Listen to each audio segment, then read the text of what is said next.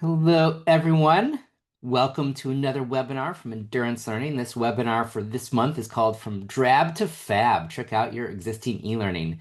And the presenters this month are my colleague, Aaron Clark, and a dear friend of mine who I've known for a long, long time, Gus Curran. We'll get to them in just a moment. But before we get into this month's topic, I wanted to share a little bit of a preview for next month. So next month, we'll be doing a webinar about the fix for lecture heavy training. So next month, join me. And who am I? Because I have not yet introduced myself. I'm Brian Washburn. I'm the co-founder and CEO of Endurance Learning. And I'll be talking next month about how to address lecture heavy training. And lecture in itself isn't bad, but when it's only lecture, that's when we have some problems. And so I'll be talking a little bit about how to put some structure around the lecture in order to make your presentations a little bit more engaging. So on the screen, you can see a QR code. If you want to take a quick shot of that, you can go ahead and register for next month's webinar. Also, we just wanted to kind of point out that sometimes people ask, oh, does Endurance Learning do public workshops? And we haven't done a lot of public workshops other than these webinars. Typically, what we'll do is we'll go out for companies that ask us to come in and we'll talk with them, whether it's about train the trainer stuff or about e-learning development or custom e-learning development, things like that. That said, what we've started to do is put together a set of courses or modules that focus on different aspects of learning and development. So we do have one e-learning course that you can actually go to right now, and you can see the link at the bottom of the screen, academy.endurancelearning.com, where if you wanted to find out just a little bit more about learning and development in general. So the foundations of learning and development, whether that is what roles are out there or some basics when it comes to e-learning development or instructional design. This course is eight asynchronous self-paced lessons. And basically you'll have some assignments and you'll get some feedback from our team at Endurance Learning. So if you want to explore learning and development a little bit more, that course is for you. There is another course that is coming out September 1st, Training Design Basics. And this one will be focused on specifically how to put together training and deliver that training. And again, this one is again asynchronous. And once you finish this course, you'll actually have an opportunity to either record a lesson or do something live and get some feedback on that. So if you wanted to work on your training delivery basics, go ahead and sign up for that. Again, it's academy.endurancelearning.com. Towards the end of today's webinar, we'll have a few giveaways. So we'll be giving away a book and we'll also be giving away a seat in one of these classes. So stick around for that. And without further ado, I want to turn it over to my colleagues, Aaron and Gus. Well, hello, everybody. I am so happy to be here. My name is Erin Clark. I'm the Director of L&D Client Relationships and Endurance Learning, which honestly really means I get to work with all of our clients and help them navigate the instructional design process and ensure their deliverable, whether it's an e-learning or a facilitated training or anything in between, is instructionally sound, meaningful, and fun. So that's a little bit about me. Gus, do you want to introduce yourself? Sure. My name is Gus Curran. I'm the Senior Director of Training and Program Development at Smart Recovery. Been working in the learning and development field for a very long time and very happy to be here today. Thanks, Aaron. Thanks, Brian. And we'll get to hear a little bit more from Gus shortly, but we want to hear a little bit from you. Who's here today? In the chat, if you could share your name, your location, we would love to know more of who you are and where you're joining us from.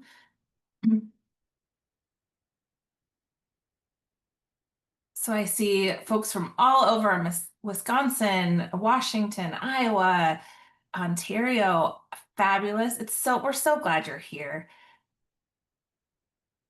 Keep those introductions coming.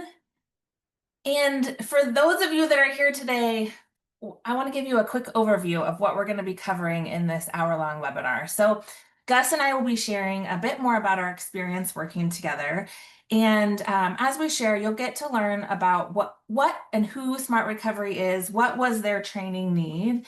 We're going to, of course, walk you through some examples of how we took the Smart Recovery content from Drab to Fab. I know that's why a lot of you are here, is to see some of those examples. What does that look like? And as we do that, we'll be talking through what were some of the changes that we would call pretty simple, some of the changes that were more moderate, and the things that were even more significant. And we'll define those along the way and kind of put some parameters around that. And then as we wrap up our webinar today, we're going to be doing a case study with breakout rooms. So yes, I did say breakout rooms. This is your participant advisory. You have been warned. We will be doing breakout rooms towards the end. For those of you that kind of makes you cringe a little bit, I really encourage you to stick around. Those that have stuck with us for breakout rooms in the past have given us feedback that it's some of the best experience in the webinar. It gave them a chance to kind of talk through their thoughts and practice some of what we had covered in the webinar. So stick around for that. I think you'll really get a lot out of that. And as we get started, I'm going to ask for my colleague, or actually I'm going to ask Brian to open up a poll for us. And thinking about your e-learning, how would you rate your existing e-learning? Is it tired? It needs a complete overhaul. Some of it's good, some need some TLC. Most of it's fabulous, but a few updates wouldn't hurt. And it's amazing. No changes are needed. So I'm seeing those votes coming in. There's no right or wrong answer. And let's see, it looks like a few more votes are coming in. Brian, do you want to end that poll and we'll share those results? It looks like a little bit of everything. Only one person said it's amazing, no changes needed. Most of us fall in this. Some of it's good, some needs a little TLC.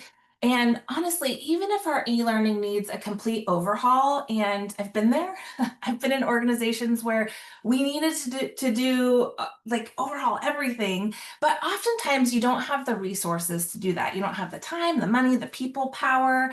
And so our goal today is to share some examples from those simple changes to those significant changes that hopefully will inspire you for some things that you might be able to do in your own e-learning. So as we think about that, you've heard me say a few times, simple, moderate, significant. And I want to take a few minutes to really put some parameters around what we're talking about when we say that. And so I'm going to ask my colleague Rachel to go ahead and drop a link in the chat that will be to a handout. It's called Drab to Fab E-Learning Change Categories. Thank you, Rachel. And go ahead and access that if you will. What I want to do is talk through some of these categories again at a high level, but just so that we're all on the same page by what does that mean when we're talking about simple changes versus moderate changes versus significant. So when we think about simple changes, these are often quick fixes. It might be typos or restructuring a sentence so that it flows better. It might be making some minor visual design updates just to help with that cognitive load for the learner as they're taking in all of your awesome content. Usually these are things that take less than an hour. You're probably not going to need a lot of new assets. You're not going to need other tools to do it. It's going to be things that are pretty straightforward. And the example you see on the screen, we'll be talking a little bit more throughout our webinar, but the content we created with Gus's team was in a RISE module. And so this is a screenshot of a review link where Gus is giving us direction around, hey, change this sentence and kind of restructure this opening just so that it's a little bit better flow for the learners. And again, we're going to reduce some of that cognitive load. So then when we think about moderate changes, these are things, they might be a little more strategic. They're going to enhance probably a more specific part of a module or your course. They're often going to take 1 to 5 hours per change. And it might require creating some new graphics or adding in a click to reveal or a new interaction of sorts. The example you see on screen is Gus reminding us, hey, we want to make sure we have a knowledge check, that's Casey, at the end of each course to reinforce these learnings. So we added at the end of this RISE course a 5-question knowledge check to go back and check the things we said in our learning objectives did we obtain what we were hoping to obtain? And then when we think about significant changes, these are often more comprehensive, often like complete overhauls. They're going to require a lot of strategy, some more full-scale project, time and resources. These are things that take 5 hours or more, and I'll emphasis or more. They're often pretty time-consuming, depending on how you break them apart. You might need a full project plan. You might need some new tools or resources. And some examples of this may be incorporating a new video or turning a PowerPoint into an interactive storyline course. What you see here on the screen is a capture of a Miro board. And this was some of the work that Gus did before our team partnered with him. And then also kind of at the beginning where he was thinking, okay, I have all of this content, and how are we going to break it apart to make it in chunks that make sense for the learner? How are we going to restructure this? And where is it that I need help and that partnership to get this project across the finish line?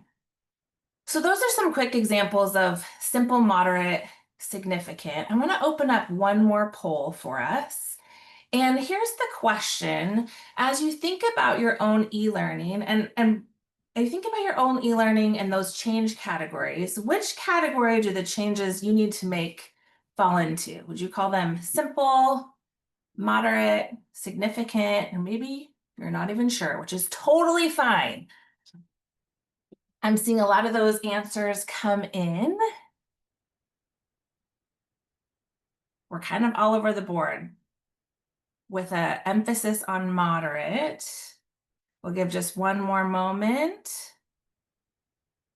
And then if we can end that poll and we'll share those results.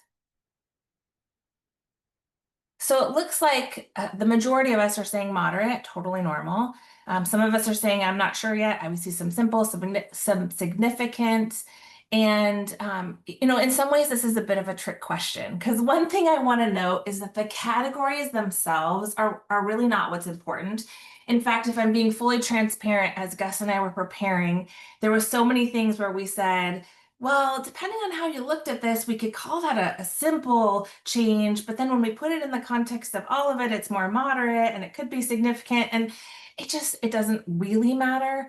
We did want to put some parameters so we knew we had a common language. But the important part to note is that some changes can be done relatively easily. Some are going to take a little more work and planning. It's more of a continuum. And so again, as we share examples today, our hope is that it can give you some inspiration and some examples for some changes that you might make in your own e-learning. So before we share those examples, I want to give Gus a chance to tell us a little bit more about Smart Recovery for those of us who aren't familiar, and then a little bit more of his story. So I'm actually going to stop sharing so that we can talk more with Gus. Hi, Erin. Hi, Gus. I am so glad that we get to do this webinar together. Me too. And I'm wondering, for those of us that are not as familiar with Smart Recovery, can you share a little bit more about what Smart Recovery is? Yeah, absolutely. So Smart Recovery is a nonprofit, and we offer free peer-to-peer support groups, both online and in person. And they're for people who want to change their relationship to addictive behavior or addictive substance. So what makes this unique compared to some other self-help groups or mutual support groups is that we are grounded in science and in research-based evidence-based tools. Like we lean into cognitive behavioral therapy and some other modalities that heavily influence our work. We have meetings for both people who are struggling with addiction, and again, that can be a behavior. So it could be gambling, it could be shoplifting, it could be anything, and also people who are working to resolve or reduce a use of alcohol, drugs, whatever it is. We have a program as well for the family and friends of people who are affected by the use of another person or the behaviors of another person. That's called the Family and Friends Program. So instead of just one size fits all and you have to do everything we say, we have a selection of tools that are all grouped together through our 4 points of Smart Recovery, which is building and maintaining motivation. Coping with urges and cravings is point 2. Point 3 is managing our thoughts, feelings, and behaviors. And point 4 is living a balanced life. So, those of us in the room, many of us think about behavior change when we're designing training, in fact. And it just kind of flows that way. So people pick and choose the tools that are going to work for them. And it's not a prescribed, like, you must do this in this order. We have about 3,000 meetings around the world. We have about 1,800 meetings in the US. Some are online. It's about 60%. A lot of meetings moved online during COVID. But yeah, we're really, really all about empowering an individual to make changes that are going to improve their lives. That's Smart Recovery. I love that. And I see a comment in the chat that says such important programs and such important work. And yes, this is such important work. Can you share some more about you and your SMART story? Yeah, my SMART story starts off kind of dumb. I realized I had to quit drinking finally and forever in 2016. And I had been in 12-step, which I really like 12-step. But I've also been working in learning and development for a while and really trying to do evidence-based stuff. So I wanted something that was more based on science. And I Googled that, and there was Smart Recovery. So I love at first sight. From my very first meeting, I knew, like, this is for me. I just really liked the approach. After about a year, I realized I wanted to be a facilitator and start my own meeting. So that's something else that's unique about Smart. We train our facilitators to run the meetings, so the meetings have some consistency throughout. So I took the training, and it was about 40 hours long. And I remember taking that training and saying, gosh, I could really have some fun, like, working on this training and improving it and making it shorter and more accessible, but I was I wasn't there. So fast forward to last year, the director of training role came up, and I thought, well, this is some kind of destiny. And here I am. So that was about a year ago. We had been working for about a year, and people are going to get to see some of what we did. Yeah, I'm excited to share that. And, I really appreciate you sharing the personal side of your story. And I think it's really powerful to see how that personal side intertwines with the professional side, and of course makes this even more important and meaningful. As we have been working together, one of the things you told me is that the goals of the training is to make it so that it's easier to become a facilitator, ultimately so that more meetings can be started, so that we reach more people. Yep. Can you share more about that goal? Yeah, definitely. A number we're going to be watching closely is how long after someone engages with the training do they start a Smart Recovery meeting. We don't have great data on what it was before, but based on our experience, we think it was close to several months, if not more. So that means that since we were founded in 94, we have about 1,800 meetings, which, if you know how big the US is, that's not a lot. So actually, can we do a little fun exercise? Let's do it. All right. So we're going to share the link to Smart Recovery's website and their meeting finder. Thank you, Rachel. It's there. Go in and put your town or zip code, and then come back to the chat and tell us what's the closest in-person meeting to you from where you are right now. This is kind of experiment. Hopefully you don't have any issues with the website today. Is that the number? Oh my gosh, where are you, Angie? 4 miles, Victoria, yay. 23 miles, much closer than we expected. I have a slide. Keep those numbers coming. Those are numbers, yeah, 47 miles. So imagine if Mark or Leah or Lee are motivated to make a change, and they find our website and they go Google, they find a meeting, and it's 24, 25, 200 miles away, that's going to be a blocker for them getting help. And so, we want a meeting in every town. Yes, there are online meetings, but online meetings don't work for everyone. So my personal goal is a meeting in every town and city across the US and Canada. And so I'm so excited to see these numbers. They're lower than we thought, Aaron. But if you're in Oklahoma City or somewhere else, it's not quite so exciting. Well, and there's some I'm seeing 50 miles. I saw 33 miles plus a ferry ride. That could be a barrier for sure. Absolutely. I mean, I was so lucky that I had one in my town on a night I was free, And when I was motivated to make this change, I was able to go that week. So I want that for everybody. Excellent. Well, let's get into some of the examples that I know everyone's dying to see is how did we turn the smart recovery training from drab to fab? Yep. And let's see, I'm going to go ahead and share my slides again. And we're just going to jump right into it with our first example, which is a more simple change.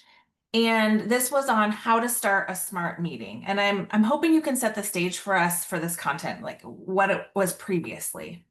Yeah, a little bit. And I want to say before I go any further, just in case there's anyone from Smart Recovery here, the training was built on the best intentions and with the best people that were available at the time. So we jokingly call what we inherited the Frankenmoodle because it was a little bit all over the place and built from different pieces.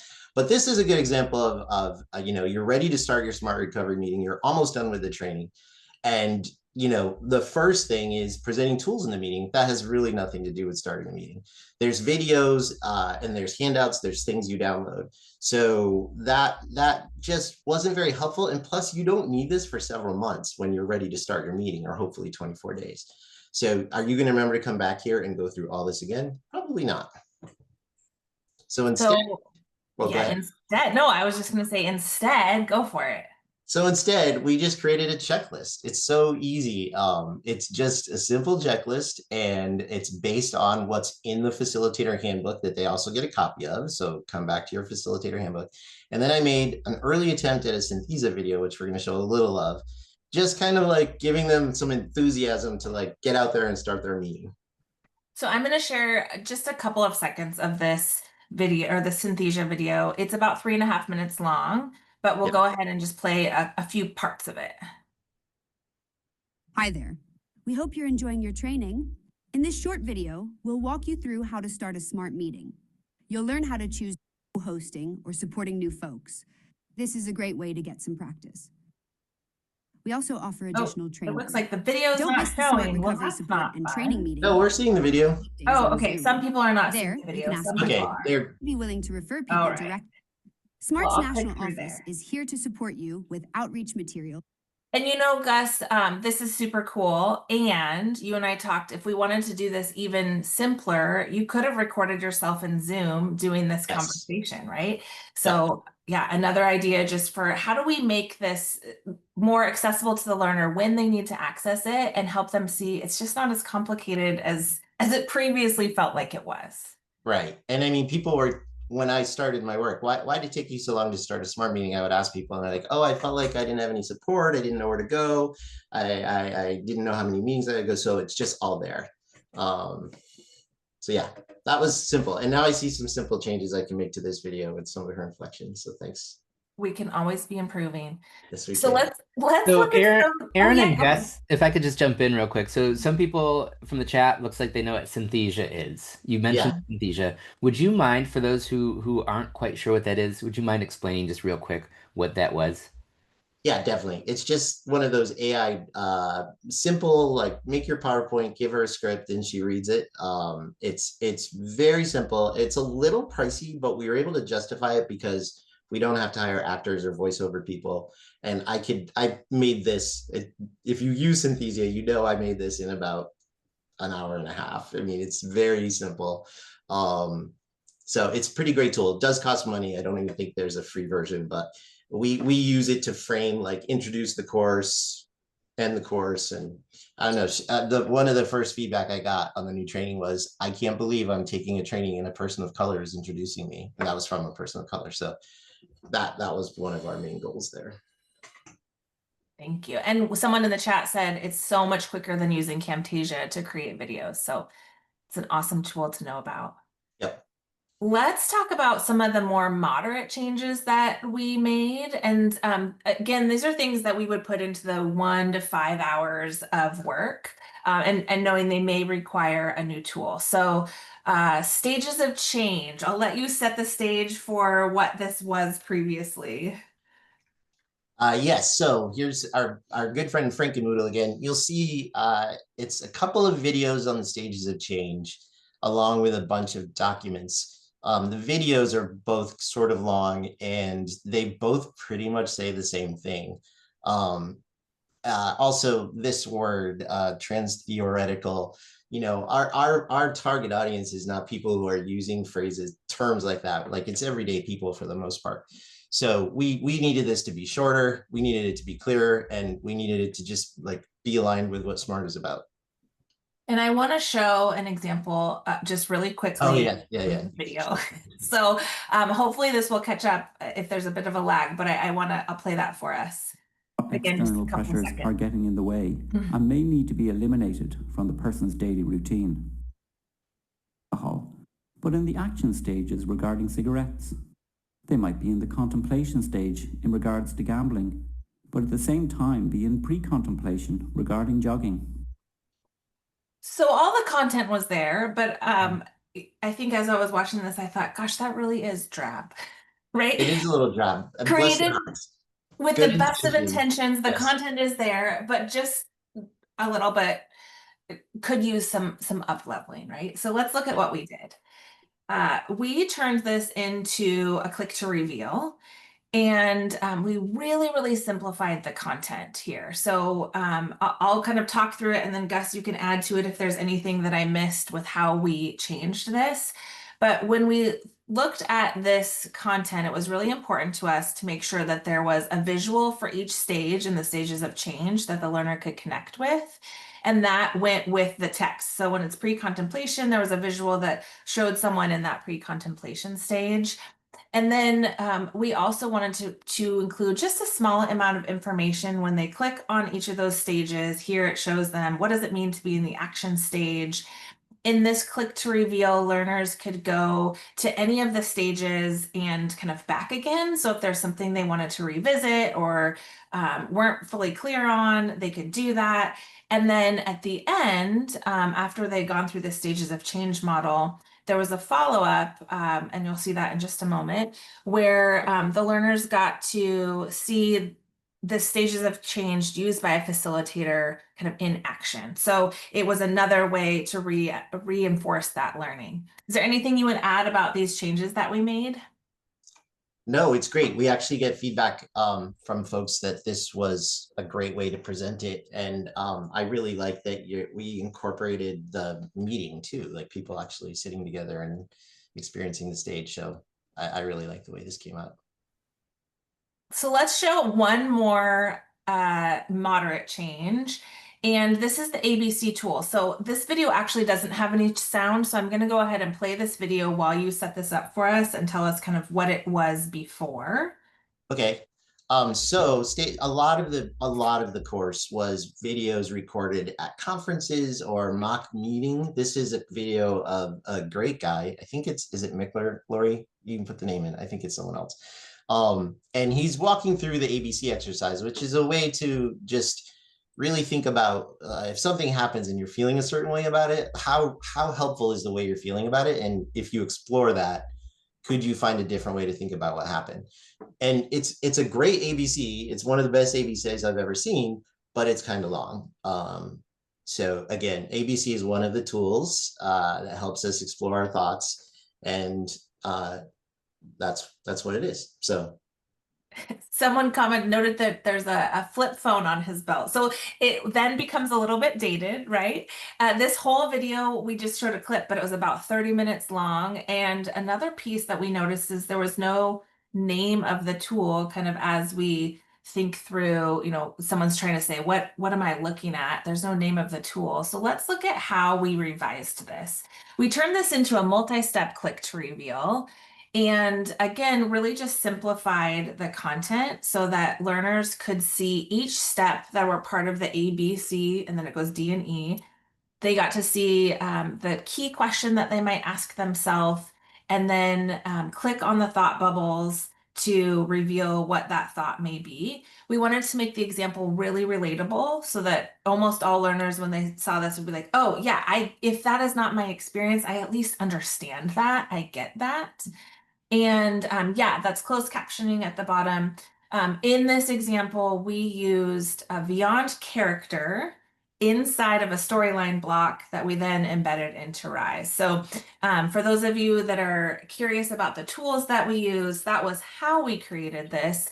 And I actually think this is a really good example of how the right media can show the concepts in a much more concise and impactful way. So we turned that 30-minute video into a probably 1.5-minute click to reveal that walks through the same content. Would you add anything else to that, Gus? No, that was perfect. I just enjoy watching this. I know when Lori and I got this back, we both were like almost in tears. We're like, this is perfect. Excellent. Well, let's talk through a couple of more significant changes that we did to your training program. And this is on agenda setting. Can you tell us more about this previous training? Yes, so this is again, you're gonna actually see one of the founders of Smart Recovery in this video, Tom Horvath, and they recorded a 90-minute video and mock played it, and they filmed the whole thing. The person who did the sound still works at Smart Recovery. So yeah, an important part of running a Smart Recovery meeting, or any meeting, any meeting, is having an agenda. So there's a check-in where people share like their strengths and their challenges, what's happening with them this week. And then the facilitator sets an agenda on how we're going to make sure we get to everybody who wants to have a more of a discussion around the issue they might be having. So you can play it. This is how they used to do it. The previous. Now, in this next section, agenda setting, he plans the remainder of the meeting. Let's watch. So let's set an agenda. If I remember correctly, I think he's so young for people who know him. Issues to work This on, video. And I'll skip ahead a bit. Yeah. It just continues for about 30 minutes, showing this as actually an hour, showing this as an example. Yeah. And so again, remember, like, I'm a big fan of the 70-20-10 rule, which I won't try to explain right now, but I just want to give them enough to remember it, so when they start practicing it, they recall the training. So let's show them what we did instead. All right, so we turned this into, actually, we pivoted the content a little bit, and we said, hey, we could categorize the skill of, or the act of agenda setting within the skill of flexibility. So as a facilitator, it's important for a Smart Recovery facilitator to be flexible in how they run their meetings and how they set them up. And so we created a module on facilitator skills. And what you see before this, if you're in the module, is some information on what does it mean, a definition of flexibility and description of what that skill looks like for a Smart Recovery facilitator. And then we gave them a little example, and I'll go ahead. I'm going to play the whole thing. It's about 20 seconds. So I'll play that now. The facilitator is about to begin the discussion portion of the meeting and checks the topics that came up during check-in. There are 4 participants present. This facilitator has to decide if they address each topic in the order in which they came up during check-in, or if they need to prioritize certain topics. They realize that there likely isn't time to cover everything on the list. And then in the module, there's a little in between where we give them some more content, and I'll show you the second half of the video. Again, it's just about 20 seconds long. All right, we have 4 different topics that the group wants to address today. I see that Franklin had a relapse yesterday and would like to discuss it, so let's address that first. Also, Rhonda is experiencing the loss of a family member. She said she is feeling vulnerable and doesn't want to risk a relapse. Okay, it seems like the other 2 aren't as immediate. We will get to those if we have time. How does this plan sound to everyone? So we took this hour-long video, we distilled it down to 40 seconds, and to your earlier comment, Gus, we gave them just enough to say, okay, I've seen an example of what this looks like. I've learned a definition of the skill. I've gotten a chance to practice a little bit with some other pieces we had in the e-learning, and then we send them off to do it and do it in real life. Yep. She's an excellent facilitator, by the way. What's that? She was an excellent facilitator, by the way. She did an excellent job. Tom is too, but I'm just saying. Well, I would be remiss, Gus, if we didn't talk about the fact that your whole program overhaul, we could call a significant change. And so I know we won't have time to go into all of it, but I would love it if you could share with folks just a quick snapshot of the changes that you made as you were thinking about the big overall facilitator training program overhaul. Yeah, for sure. So before we even thought about building out the e-learning, or if it was even going to be e-learning, we went through, and by me, I mean my colleague Lori and I, who was here, we went through everything, looked at all the learning objective, looked at all the quizzes, all the videos, and we thought, what is the content that really needs to be in a training for facilitators? We looked for a new LMS. We evaluated 3 or 4 with demos and everything. We ended up going with Learn Worlds, which is working out great for us. We also, you saw that it's like going through This Is Your Life, Gus Curran, because you saw the board that Hammer and I, her nickname is Hammer, Lori and I used to like, okay, what do we, now we're narrowing down what's in each module, what are the key things we want in each module, and then we just made a commitment that we would not allow this training to be longer than 5 or 6 hours, and it was 40, as I mentioned earlier. So that's where we were when we met Aaron. But that was significant. I mean, that was 6 months of the project was doing that, really digging into what we had, what could we keep, and what do we need to do to make this really stick, this training. Yeah. And then you partnered with our team to help with creating some e-learning modules, which is what we've showed here, to like, it was key pieces of that project that you had identified. And the impact has been really, really significant. So these are some stats you shared with us from the post-course survey that you did. And I don't know if you want to add anything to what we're seeing on the screen here, Gus. I mean, I've been doing this for a long time, and the feedback on this training is really, really making me very happy. We talked earlier about wanting to get the time down from taking the training. This launched in May, and what we're finding is people are generally starting a meeting about 20 to 24 days after they finish the training, which is a huge improvement. And I mean, the words speak for themselves. They're really fantastic. And actually, I'm going to share a few more words because you asked, you did within the survey of people who had taken the previous training that we showed some examples of, and then the new one, which again, I saw someone comment in the chat, Liz, 40 hours to 5 to 6. It is impressive. That's a really significant change. And here's some quotes from people. I like this gave me the exact tools to hit the ground running. Someone else said, it's much more interactive. The scenario showing good versus bad approaches is helpful. Or this is one of my favorite that you shared with us. It's literally better in every way. Relatable, relevant, engaging, great design and navigation. So Awesome. That one makes us quite proud. And those were comments from people who took the old training and still remembered it. And there's some folks in the room who took the old training, and it's been very well received, and by people who are new to the training too. So we couldn't be happier. Excellent. Well, Gus, I know you're not going anywhere. You're going to stay with us till the end of the webinar, but I do want to thank you for joining us, for sharing some of your personal story, sharing more about Smart Recovery, and then enabling us to talk about this partnership and the things that we have changed from Drab to Fab. So thank you. Thank you. It's a pleasure. And I'm gonna, so we've shown you some examples. Now I want to transition us a little bit as we prepare for our case study, which will be part of our breakout rooms. And so I'm going to ask my colleague Rachel to share a link in the chat to a checklist. And this is an e-learning instructional design checklist for those of you who are wondering, this is awesome. And how do I check some of my own e-learning to know what I even should be changing and what that looks like? And that's what this checklist is. So you'll see when you go through it, you know, the first example there is all content directly tied to a specific learning objective. If your answer is no, that gives you an example of what you could potentially update or upgrade within your training. We're not going to have time to go through this whole checklist together, but I do want to draw your attention to the bottom of the second page. And that is where we have the 5 fab factors. And we're going to focus on those today as we do our case study together. But just briefly to review those, and this is if we didn't have time to go through the whole checklist, you can just focus on these 5 things and you'll get pretty far.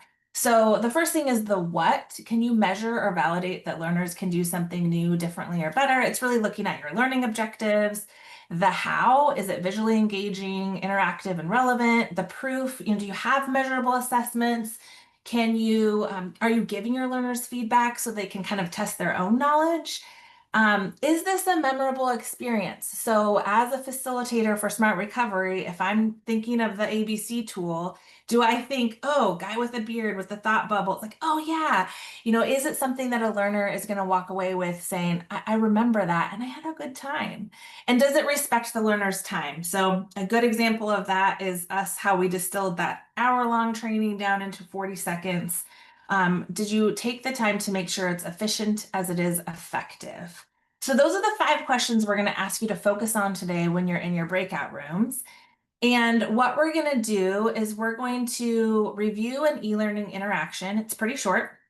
And then in your breakout rooms, you'll use the 5 Fab Factor questions to consider what suggestions might you have to up-level this training. So and don't worry, I'll give you a handout with all of this information. But the things you're thinking of is what simple changes might you recommend? What moderate changes could you recommend?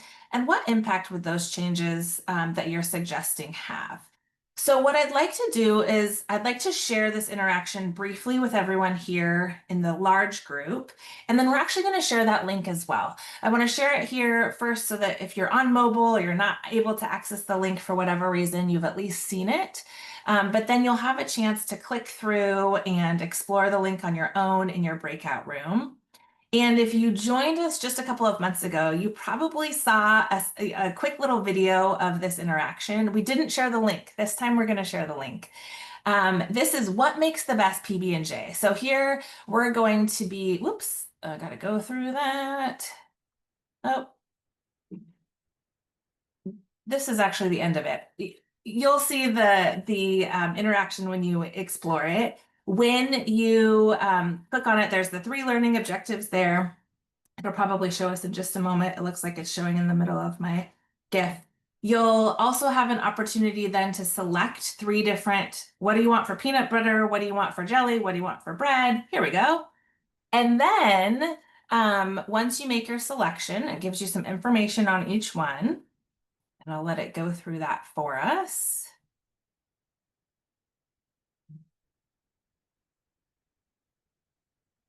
Then once you've made your selection of your ingredients, in this interaction, it tells you the next steps.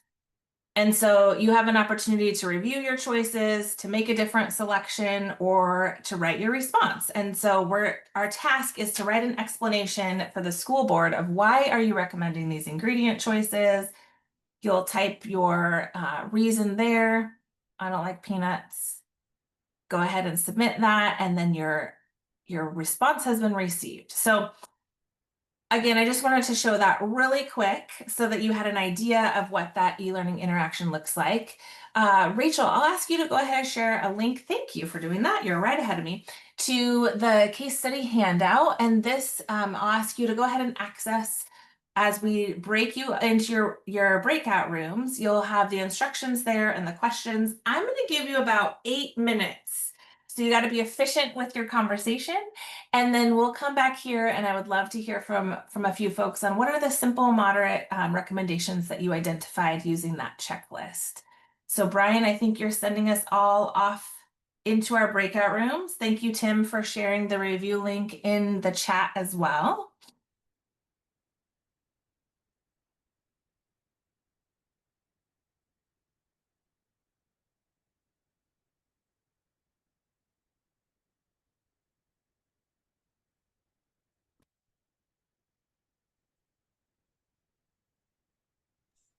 We could do an exercise like that for facilitators who are trying to decide which tool to bring to their meeting. Like the check-ins were this, what tools or discussion topics might be good to, and then like how much time you have. I don't know, this grid is pretty cool.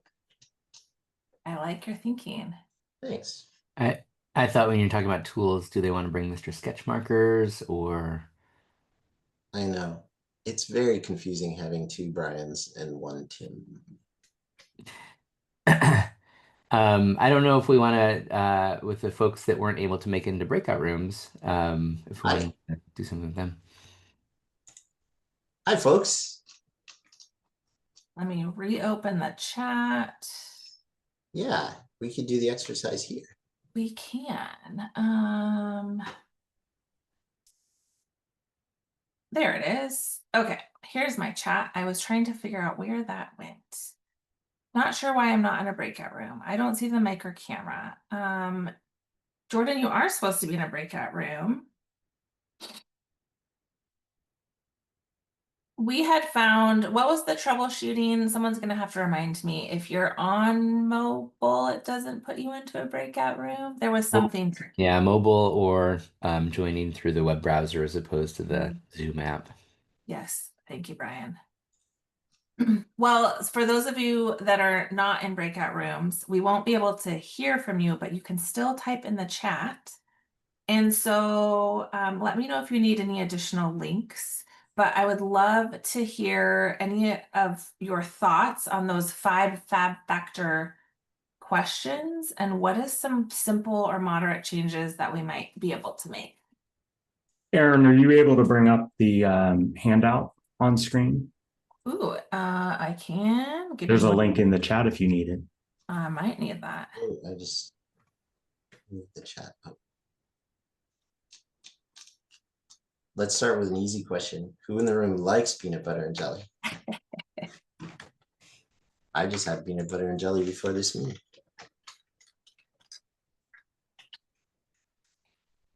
Let's see. Can you see the screen with the handout? Yep. No can do on PB&J. Love PB&J.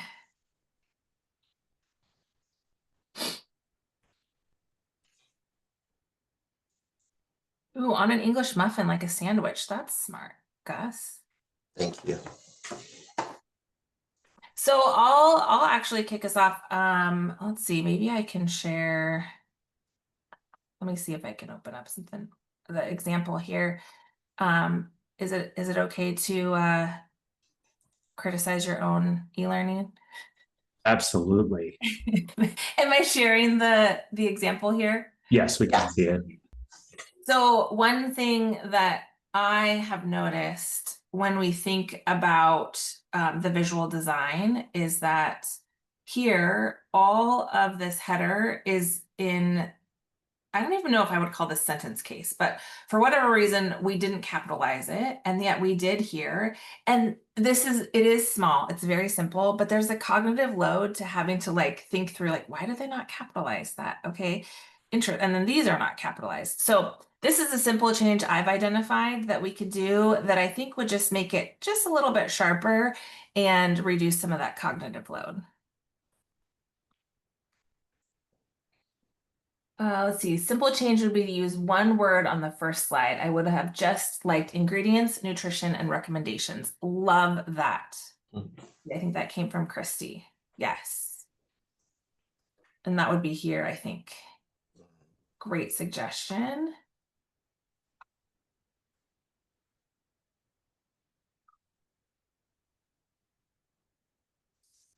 Can you go to the next page again? Yeah, I can. I will. Let me go here. Do you want me to make some suggestions, some selections here? Yeah. Okay, so we'll select organic, and then we'll select organic again. And I'm seeing a suggestion from Carolyn, provide images of PB&J, removing brand names. Great, that's a good suggestion. I also noticed that we are making an assumption that people know a little bit more context of why we're doing this and part of a PB&J. Now, most people do, but there could be an opportunity to provide a bit more context here. And I have to add up the calories myself for is that on the next page? No. For the sandwich. So I would have to be like, okay, how much is it going to cost and how much? It doesn't show me the total. It doesn't. Nope, that's a great suggestion. And Joan is saying if you take the previous suggestion and make it that when you place your mouse on top of one word, it brings a pop-up bubble with more information to add context. That's another learning. That's a good idea. Carolyn has suggested remove the grid and offer the ingredients one at a time. And yes, total the calories along the way. Let's see, we have like 1 more minute in our breakout room. So I'll go ahead and click through here.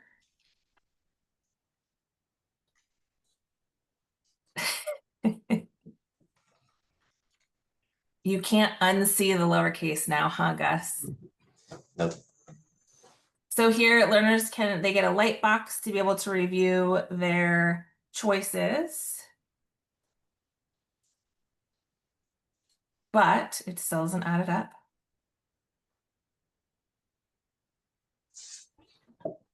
They can make a different selection. So this starts over.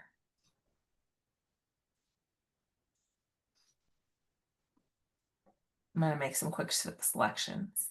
I do like that pop-up that tells them what their next task is. Let's focus on some positive things too.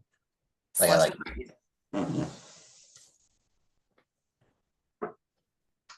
And then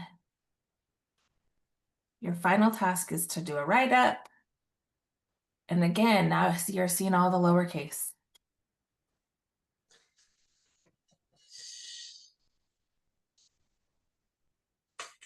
Another simple change that we could make is to offer like a print or a save in case someone wanted a chance to check that themselves. About alternative options, that gives you a PB&J, but with the substitution for those that are allergic to any of the ingredients. Yeah, so giving more choices in that table screen, I think is what you're saying, Joan. Excellent. Good suggestion. Okay. In the interest of time, I'm going to stop that share. And let's see, Brian, can you bring everyone back for us, please?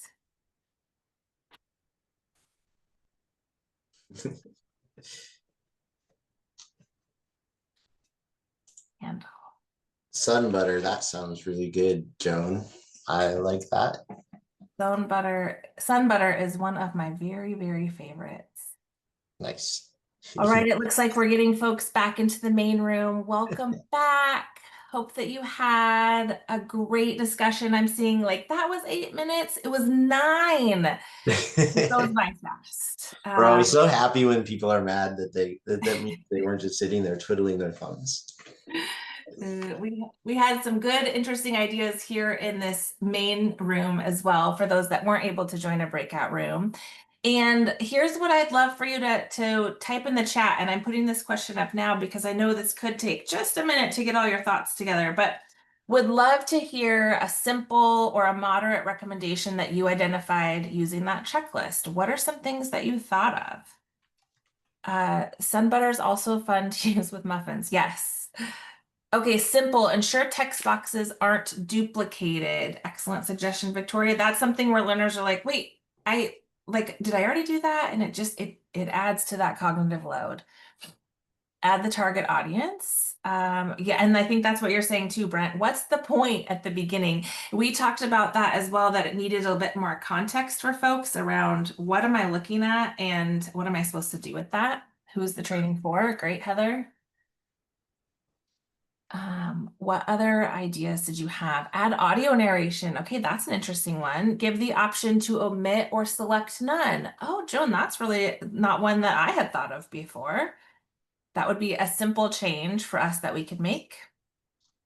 Icon colors could have sufficient contrast to be visible to someone with vision impairments. Excellent. The accessibility piece is really important, so I appreciate you brought that up, Sheila. Well, I'm sure we could make a lot of different suggestions. I will pause. You can continue to write them in the chat if you choose. Here's my challenge for you. We would love it if you could use this checklist to evaluate your own learning. And as you do, perhaps there'll be some simple or moderate changes that you find that you can make to take your e-learning from Drab to Fab. And I'll make a quick shameless plug. If you ever need a thought partner or an extra set of hands, perhaps you're like Gus at Smart Recovery, you've already done a lot of the work and you just need a team to help get it across the finish line, Or maybe you're starting just from scratch and need someone to walk alongside you with an instructional design, learning and development mindset and say, what are some ways that I could get some more bang for my buck? Our team at Endurance Learning is truly always ready and willing to help, and we would be delighted to partner with you. So please don't hesitate to reach out to any of us should you find yourself needing a partner. That said, Gus, do you want to talk about our free coupon option? Yeah, real briefly. This training is good. It could always be better. If you have 5 or 6 hours and you'd like to check out the training, totally free, no obligation. You don't have to start a meeting, but I would love for you to give the feedback.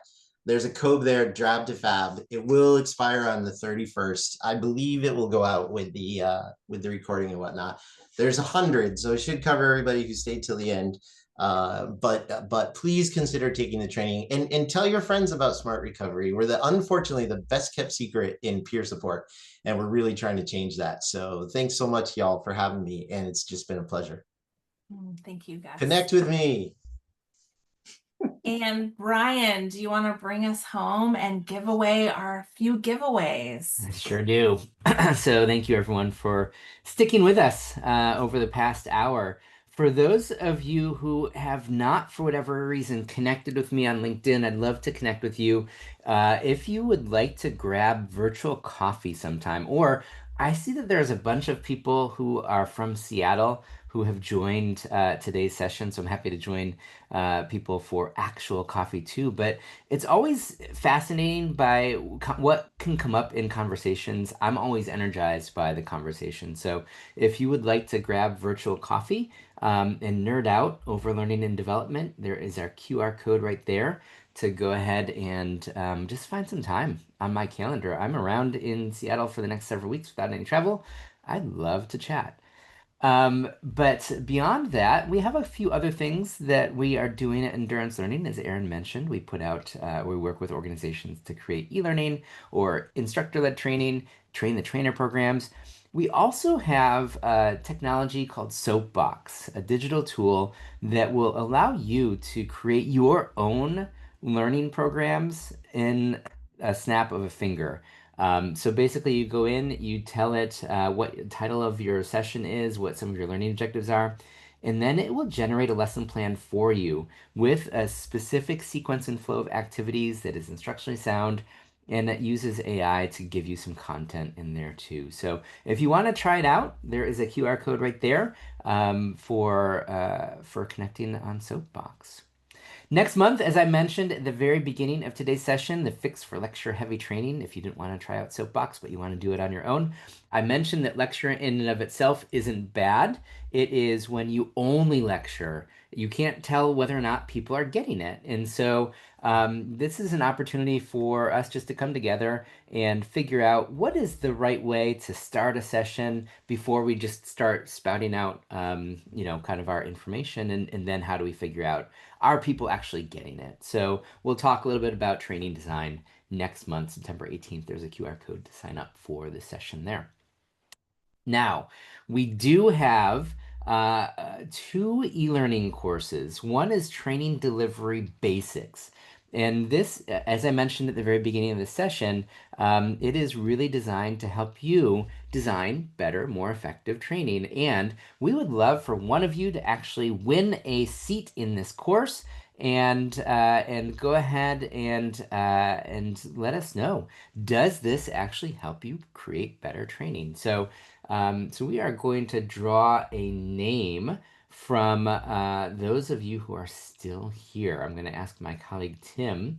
I see people saying, pick me, pick me, pick me. Tim, I think that you have the random name generator if you want to go ahead and generate a name for us. Okay. Random name. And if the person who wins this does not want to take it but knows a colleague, they can certainly pass it on. Joan Marrero Sosa. Well, there you go. Congratulations, Joan. What? Yes, that is you. Your name was called. Although Amy is raising her hand and maybe has a question about this, or maybe it's a high five. We also have a QR code there. There are several books that I've either written or had a chance to write a chapter in, including several of ATD's handbooks. But I have books called "What's Your Formula?" Which revolves around a periodic table of different elements that it takes to put together good learning programs. And then there's another book called Instructional Design on a Shoestring, which goes into the idea of how do we put together better training faster and more efficiently. And so the next person whose name is drawn will have their choice, whether it is Instructional Design on a Shoestring or What's Your Formula. We'd love to send you one of those two books. And so, Tim, you want to do another name drawing here? We have Winnie, and I do not know how to pronounce the last name. Winnie, but Gus, she was active in the comment section. You said that you even missed working with her, and so yeah, Winnie and I were on the same team together, and I learned so much from her. So I'm very excited. Although your shipping costs are going to be higher because she lives in Nairobi, but you know we will what? have to figure that out. Brian's creative. That is something we can do. We want to bring good learning all around the world. So that is all we have for you today. Thank you again so much for joining us. And until next month, September 18th, when we go into the Fix for Lecture Heavy training, unless, of course, you've signed up for virtual coffee. Happy training, everyone, and we'll talk to you next month. Thank you. Thanks, y'all. Thanks, Endurance Learning.